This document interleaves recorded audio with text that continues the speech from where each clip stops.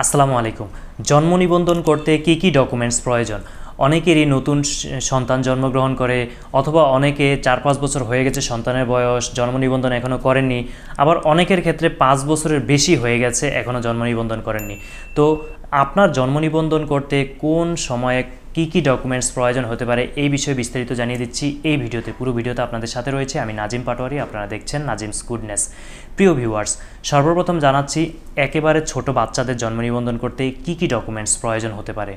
যেমন আপনার সন্তানের বয়স 0 থেকে 45 দিনের মধ্যে হলে আপনার সর্বপ্রথম প্রয়োজন হবে আপনার সন্তান যদি কোনো হসপিটালে বা কোনো প্রতিষ্ঠানে জন্মগ্রহণ করে সেই প্রতিষ্ঠান থেকে একটি সার্টিফিকেট দেয়া হয় বা একটি প্রত্যয়নপত্র দেয়া হয় যে এই সময়ে এই প্রতিষ্ঠানে অমুক তারিখে এই সন্তানটি জন্মগ্রহণ করেছে। সেই প্রত্যয়নপত্রে অবশ্যই পিতার নাম দেয়া থাকে।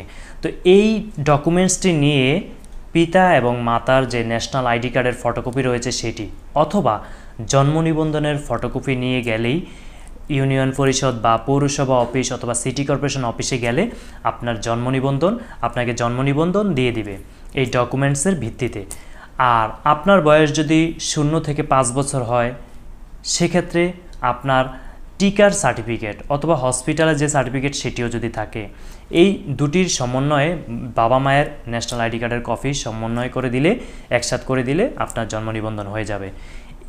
এরপর 5 বছরের অধিক তাদের ক্ষেত্রে আপনার টিকার সার্টিফিকেট বা এই ধরনের সার্টিফিকেট নাও থাকতে পারে। সেক্ষেত্রে 5 বছরের অধিক হলে বাবা মায়ের জন্ম নিবন্ধন অথবা ভোটার আইডির পাশাপাশি শিক্ষাগত, যেমন ক্লাস 5-এর হতে পারে, 8-এর হতে পারে, 10-এর এসএসসির হতে পারে, শিক্ষাগত যোগ্যতার একটি সার্টিফিকেট শো করে অথবা যদি আপনার ন্যাশনাল আইডি কার্ডও অনেকের হয়ে থাকে জন্ম নিবন্ধন ছাড়াই করে ফেলে বিভিন্ন কৌশলে, তো সেক্ষেত্রে সেই ডকুমেন্টসগুলো উপস্থাপন করে আপনি জন্ম নিবন্ধনের জন্য আবেদন করতে পারেন।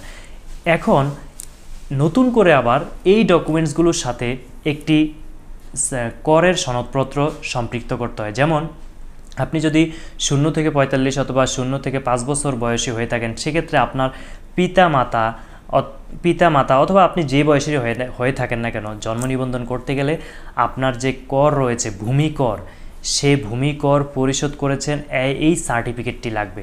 আপনি ভূমি কর পরিশোধ করলে আপনার বাবা মা অথবা আপনি তখন সেই কর অফিস থেকে একটি রিসিট দেয়, সেই রিসিটের একটি কপি উপস্থাপন করতে হয়। কারণ ভূমি কর ক্লিয়ার আছে কিনা এই বিষয়টি এখন জন্ম নিবন্ধন সার্টিফিকেটের সাথে সম্পৃক্ত করা হয়ে গেছে। 3টি ধাপে আশা করি আপনারা ক্লিয়ার হয়ে গেছেন।